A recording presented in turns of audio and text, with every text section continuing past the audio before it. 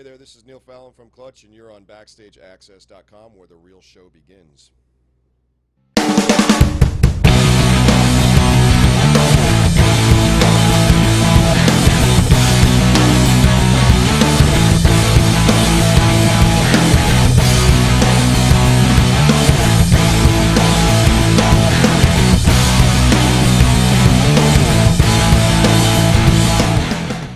Backstageaxxess.com. We're here at the Koolhaus in Toronto, Ontario.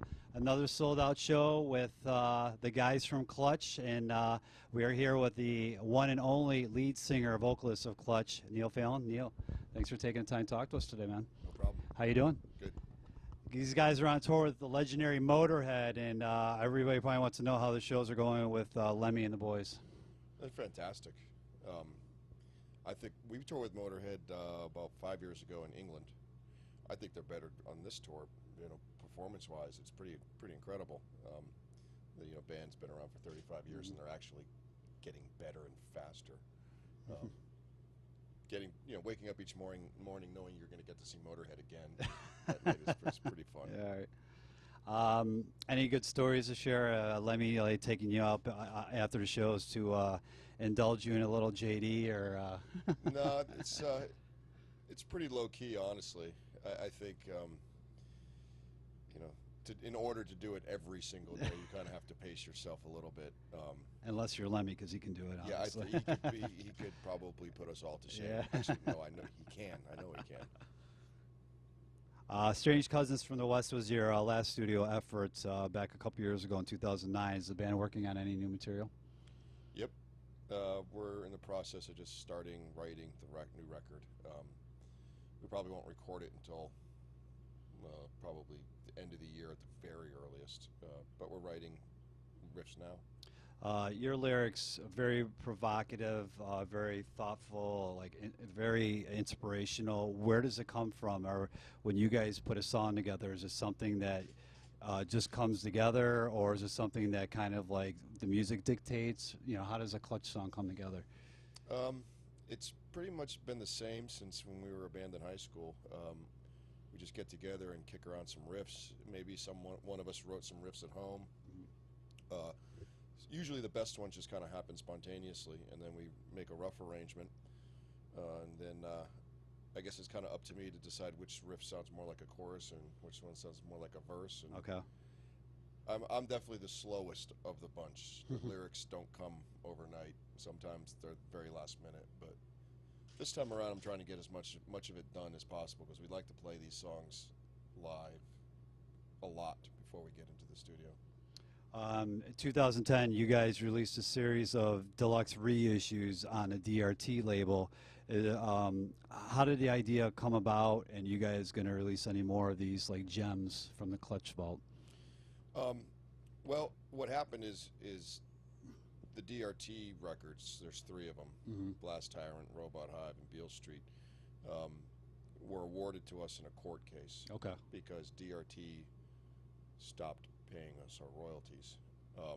In lieu of that, they couldn't pay us, so we got the masters back. And those records, they hadn't been in stores for quite some time because DRT couldn't afford to actually manufacture at that point. Okay. So we put them out, and it also, there's a little bit of, I guess, vindictive justice in taking their logo off and putting ours on. Right. So are you guys going to be releasing any more stuff, like any other stuff from the past catalogs, or any other like live performances or anything like that?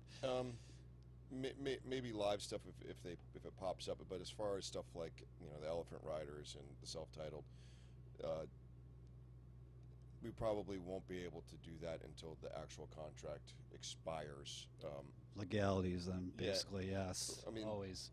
We're not going to go to battle with the lawyers Right. with Sony and Columbia and Atlantic. Right. You guys, obviously, the live performances, and we were just talking about the live performance that you guys did in Buffalo the other night, but aside from that, how do you guys put together a Clutch show, like set lists? I heard it rotates every night. How do you guys keep it interesting for the fans and for yourselves? Well, I think at any given moment we probably have 50 or 60 songs that we could probably choose from. Some, for some whatever reason, fall out of favor, then come back. Um, we try to change it up just so we'll pay attention to it. I think if we did the same set list every night, I wouldn't think about it, and I would just daydream, and I would probably make a lot more mistakes than I do already. So we do rotate it. Let's see who's doing it tonight, or who did it last night. I did. Wrote the set list, so that would mean Tim will write it tonight. Okay. And then it'll go to Dan, and then John Paul, and then back to me. 2005, you guys took parts in the Sounds of Underground tour. Would you guys consider doing another tour like this, such as a Mayhem or Ozfest, should this happen? If it's right, I mean, we're certainly. We were very, I guess, skeptical about that whole, festival circuit, because for whatever reason. But I think Sounds of the Underground was very good for us, and if the offer came, we certainly wouldn't dismiss it outright. It would just depend if it was the right time, and we were given, an appropriate slot. Sometimes you don't want to be the last band. Sometimes it's better to play earlier on in the day when people aren't inebriated. Yeah. Tell us the latest in what the Bakerton groups.